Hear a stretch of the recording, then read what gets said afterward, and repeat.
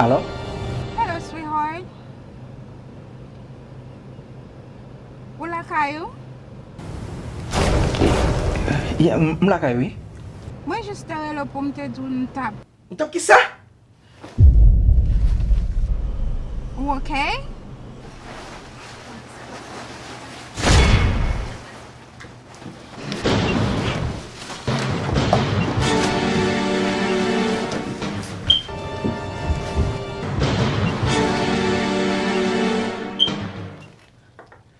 Ma fam oui baby. Non aye non. Ki tout ban boy sa yo? Ki so gen? Mwen just tell hello pou mte doun kem dap soti ave Jenny. Ki Jenny?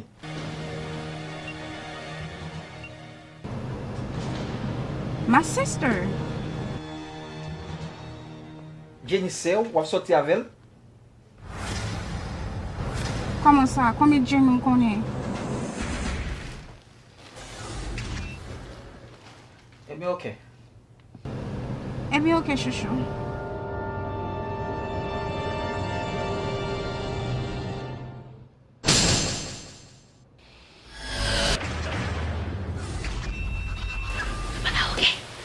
Ok? So gen la, sal djou. Pa tande, ke li di sa vol ap sorti? Avem nap soti. Oui. Koman avem nan? E sa di m nan telefon nan la? Ou pou akou? Ok? Koman ta fe ok? Hein Jenny? Mwen sa ma vek ou epi ke li di m la sorti avel. Koman ta fe pa ok a? Mla?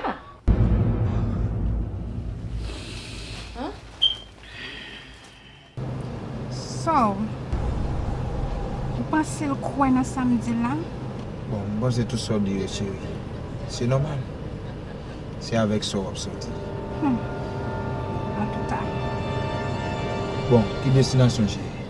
koman se ki destinasyon a? Toujou menm kote ya? La kay wap menen? Eh ben. On a là où connaît bœuf dans poto c'est pour tout.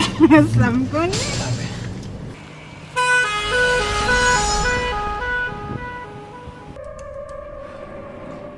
Ok. Mla. Koman m da fe ok Jenny? Mla, tout baga ok. Mwen sa ma vek ou ke li di m sa vol ap sorti. Alright? Ok? Ok? Yeah, fine.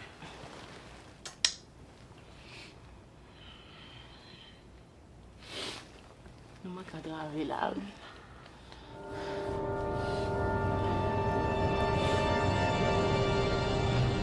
Ane jou kap vin kriye pou Kelly.